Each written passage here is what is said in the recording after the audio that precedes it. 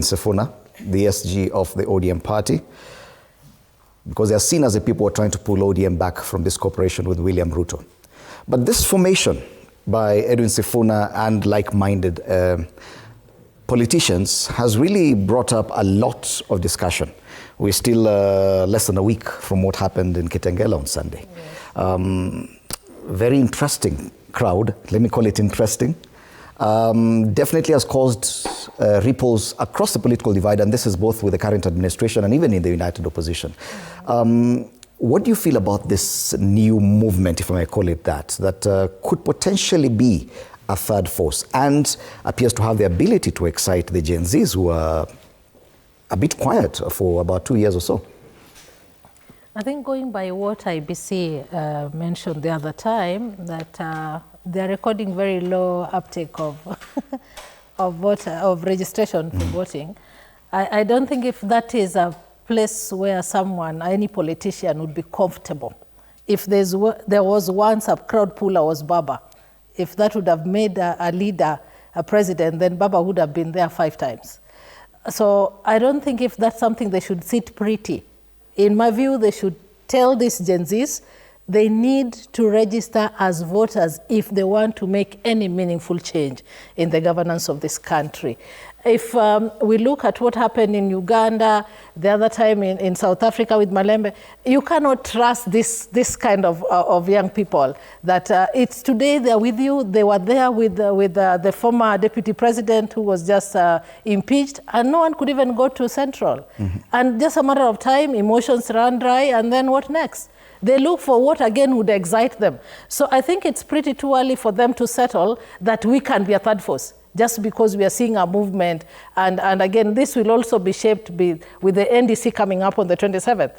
So whether they attend it or not, that's something we are waiting to see. So if they're elected, because Sifuna himself has not said, I've left ODM. Babu has not said, I've left ODM. So they're still pretending to be in ODM to pull the masses, including ODM supporters. So I think if they're bold enough, just like Baba, then let them get out of the ODM party, let them resign their positions in Bunge, and then let us see the real following of Sifuna, the real following of Team Orengo and the like. But I don't think if they should sit pretty and say, we are having masses behind us, so all these people can translate to votes. No, I don't. What's your prediction? You think this excitement will fade away very soon? It definitely will. It definitely will. Maybe Sosian comes up with something that excites the Gen Zs. They will all go to Sosian. Something else will come up again. They will forget that there was a Sifuna. I mean, before Sifuna, there was Babu, right?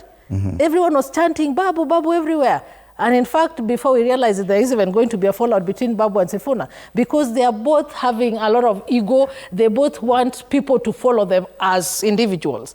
And so I don't see this even lasting longer, given that with what we have seen in the country today, everyone follows you just because it's the hype of the moment, and then that fades away. They follow the current news again. It's 18 months to the next election. Yeah, it's pretty early. It's pretty early. Do you have the same prediction that this excitement around the Sifuna, Sifuna, will simply fade away soon enough? No, I think we've got to be fair to our democracy. This is a country of free speech, and the right to participate in political activities is enshrined in Article 38. It is given to everyone. So I'm yet to understand the philosophy, the manifesto, and the leadership philosophy of Sifuna and group.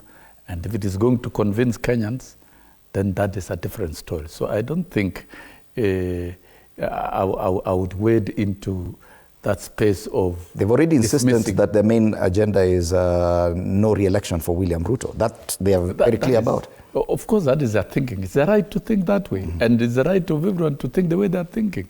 He's not alone. Wakil is here, and there are many others who think as such.